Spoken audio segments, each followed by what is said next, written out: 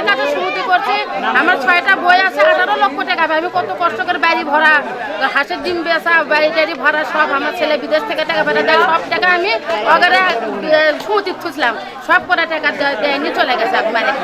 32,000 টাকা ছিল, 100 টাকা করে দিন আমার দোকান থেকে নিয়ে আসতো। তারা আপনার জানুয়ারি মাসে 7 তারিখে দেওয়ার কথা ছিল, নির্বাচনের কারণে তারা দেয় নাই। পরে নির্বাচনের কারণে 2টা ডেট দেয়, 16 তারিখে দেওয়ার কথা ছিল, 16 তারিখের প্রেক্ষিপটে পরে আবার সে 22 তারিখে দিতে চায়। 22 তারিখে দেওয়ার কথা বলে তারা দুই দিন গোপনীয়ভাবে কোথাও থাকার পরে তারা নির্দিষ্ট আবার 23 তারিখে 24 তারিখে ডেট দেওয়ার পরে তাদের কোনো সন্ধান পাওয়া যায় নাই। আমার স্বামীর ক্যান্সার, কেমো দেওয়ার পরেও গাড়ি চালাচ্ছে, অসুস্থ হয়ে যে টাকা ওই জায়গা ভয় লাগবে, আমার গাড়ি ব্যাটারি যাবে, ব্যাটারি গেল, টাকাও মারি গেল। একজন ভুক্তভোগী সমবায় সমিতির সাইট।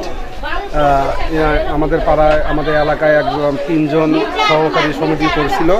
তারা সবাই আমাদের টাকা খায় চলে গেছে এবং তাদের বাবা বাদল, তার আরেকজনের নাম হলো বাদশাহ, আরেকজন হলো দুলাল।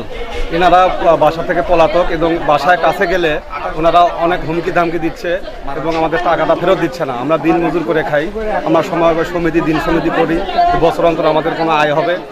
এরা সবাই সিটার বাটপার, এরা মা বাবা সবাই পরিবার সবাই জানে।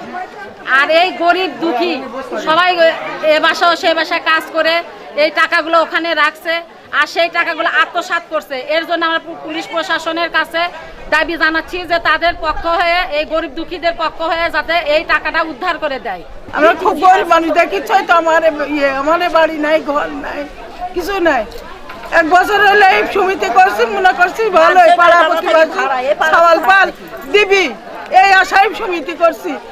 সেই রকম রাগারাগি করে, কয় কি পায়ের তলে ফেলে চিরমু বাসায় টাকা চাবার গেলে, কে বলে আপনাদের? হ্যাঁ, সৌরি বলে।